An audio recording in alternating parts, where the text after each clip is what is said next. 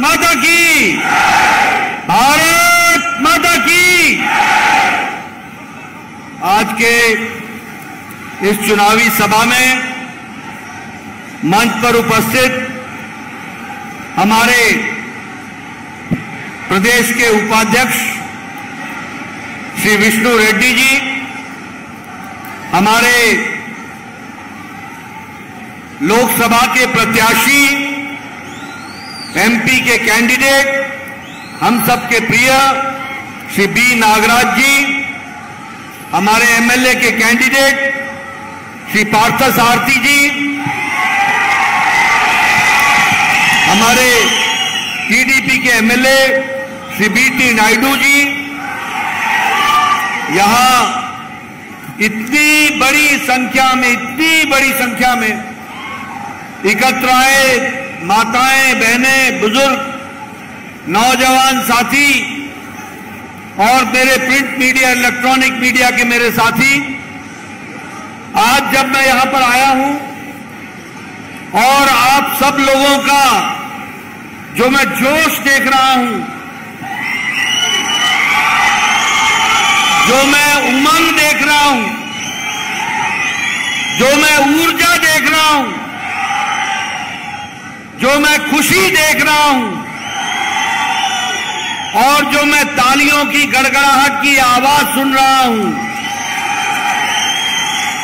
ये मुझे बता रहा है कि आपने नागराज जी को और पार्थसारथी जी को यहां से चुनाव जिताकर भेजने का मन बना लिया है। ఇంత పెద్ద సంఖ్యలో ఉన్నటువంటి ప్రజలు నాకు కనపడతా ఉన్నారు. అమ్మలు, అక్కలు, చెల్లెళ్ళు, అన్నలు, తమ్ముళ్ళు అందరూ కూడా మిమ్మల్ని చూస్తా ఉన్నాను. ఇంత పెద్ద సంఖ్యలో వచ్చిన మీ అందరికీ కూడా ధన్యవాదాలు. మీ ఉత్సాహం చూస్తా ఉన్నాను, ఉత్సాహం ఉరకలేయడం చూస్తా ఉన్నాను, మీ సంతోషం చూస్తా ఉన్నాను, మీ చప్పట్లను చూస్తా ఉన్నాను. ఇది చూసిన తర్వాత నాకు అర్థమైంది, మీరు పెద్ద ఎత్తున ఇక్కడ డాక్టర్ పార్థసారథిని గెలిపించాలని నిర్ణయం తీసుకున్నట్టుగా తెలుస్తా ఉంది. मित्रों, ये जो उत्साह मैं देख रहा हूं, ये बताता है कि आप सब लोग जानते हैं कि मोदी जी के नेतृत्व में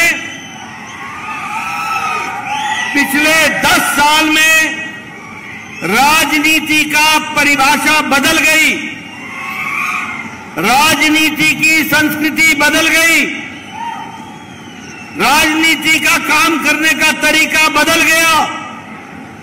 एक समय में अपीजमेंट की पॉलिटिक्स, तुष्टीकरण की राजनीति, जाति की राजनीति, धर्म की राजनीति, फूट करो और राज करो की राजनीति चलती थी। लेकिन मोदी जी ने विकासवाद की राजनीति चलाई।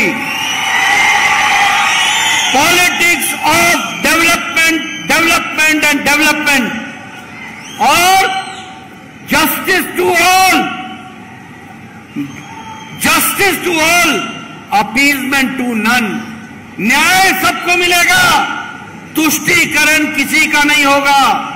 और इसीलिए सबका साथ, सबका विकास, सबका विश्वास, सबका प्रयास, इस मंत्र को लेकर मोदी जी चले।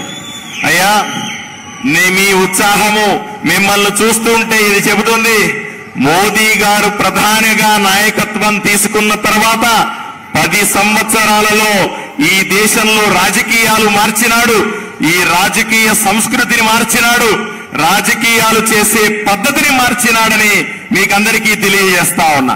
ఒకప్పుడు రాజకీయాలంతా కూడా బుజ్జగింపు రాజకీయాలు, విభజించి రాజకీయాలు, వీళ్ళు వాళ్ళు అనే రాజకీయాలు, అటువంటి రాజకీయాల్లో నుంచి కేవలం అభివృద్ధి రాజకీయాలు, అందరినీ అభివృద్ధి చేసే రాజకీయాలు, అభివృద్ధి అభివృద్ధి అభివృద్ధి అనేటువంటి నినాదంతో చేసినటువంటి రాజకీయాన్ని మీకందరికీ చూపిస్తా ఉన్నాం.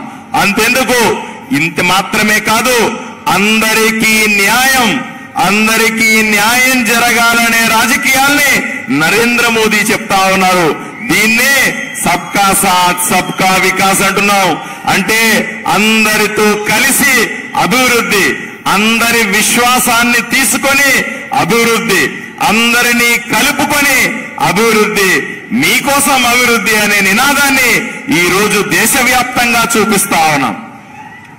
आज मोदी जी के नेतृत्व में एक आत्मनिर्भर Bharat, self reliant Bharat, independent तरीके से आगे बढ़ने वाला भारत और इसके साथ साथ रिपोर्ट कार्ड की राजनीति, politics of accountability, politics of responsibility, pro responsive pro active government और प्रो इनकम्बेंसी वाला गवर्नमेंट मोदी जी के नेतृत्व में चला है. आज हम कह सकते हैं भारत मोदी जी के नेतृत्व में जो भारत की अर्थव्यवस्था 11वें नंबर पर थी, 11वें नंबर पर, आज मोदी जी के नेतृत्व में इंडियन इकोनॉमी, भारत की अर्थव्यवस्था 5वें नंबर पर आकर के खड़ी हो गई है. 5वें नंबर. మోదీ గారి నాయకత్వం వహించిన తర్వాత మీకందరికీ తెలుసు, భారతదేశం వేగంగా అభివృద్ధి చెందుతా ఉంది.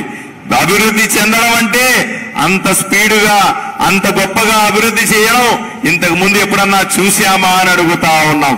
అంతెందుకు, ఎంతో చురుగ్గా, ఎంతో గొప్పగా అందరినీ కలుపుకొని అందరి కోసం చేసే రాజకీయాల్ని ఈ రోజు చూశాం. అంతెందుకు, భారతదేశం ఎదుగుదల ఎంత గొప్పగా ఉందంటే, ఆర్థిక వ్యవస్థ ఎంత బలంగా ఉందంటే, ఒకప్పుడు ఎక్కడో ఉన్నటువంటి ఆర్థిక వ్యవస్థని నరేంద్ర మోదీ గారు ప్రధాని అయిన తర్వాత 5వ స్థానానికి తీసుకొచ్చారు. ప్రపంచ వ్యాప్తంగా ఉన్న దేశాల్లో మనము 5వ స్థానంలో ఉన్నామంటే ఎంత గొప్పగా ఎదిగామన్న విషయాన్ని మీరు అర్థం చేసుకోవాల్సిందిగా తెలియజేస్తా ఉన్నా. मित्रों, आप नागराज जी को और पार्थसारथी को चुनाव जिताओगे और भारत मोदी जी के नेतृत्व में तीसरी अर्थव्यवस्था बन जाएगा. तीसरी अर्थव्यवस्था बन जाएगा, थर्ड लार्जेस्ट इकोनॉमी. आज हम दवाई में दूसरे नंबर पर खड़े हैं. दुनिया की डिस्पेंसरी भारत बन गई है. सबसे सस्ती और सबसे असरदार दवा, इफेक्टिव दवा आज भारत बना रहा है. पेट्रोकेमिकल्स में हम आगे हैं. हम स्टील मैन्युफैक्चरिंग में नंबर 2 है, नंबर 2. और आपके हाथ में जो मोबाइल है ना, मोबाइल, इस पर 10 साल पहले, 10 years बैक, इस पर लिखा होता था made in China, made in Japan, made in Taiwan, made in Korea. आज आपके मोबाइल पे लिखा है मेड इन इंडिया. అయ్యా మోదీ గారు, ఇక్కడ మీరు నాగరాజు గారిని ఎంపీగా గెలిపించండి, డాక్టర్ పార్థసారథిని ఎమ్మెల్యేగా గెలిపించండి. మోదీ గారు 3వసారి ప్రధానమంత్రి కాబోతా ఉన్నారు. మోదీ గారు ఇప్పటికే ఎన్నో రంగాల్లో, పెట్రోకెమికల్ రంగాల్లో కానీ, మంతెందుకు మీ దగ్గర ఉన్నటువంటి మొబైల్కు సంబంధించిన రంగాల్లో కానీ 10 సంవత్సరాల ముందు మొబైల్ ఎలా ఉండేటివి, ఈ రోజు ఎలా ఉన్నాయో మీరు అర్థం చేసుకోవాల్సి ఉందండి. భారతదేశం మొత్తాన్ని మీ చేతి మొబైల్లో చూపించిన ఘనత నరేంద్ర మోదీది కాదా అని అడుగుతా ఉన్నాను. मित्रों, मैं यहां यह भी बताना चाहता हूं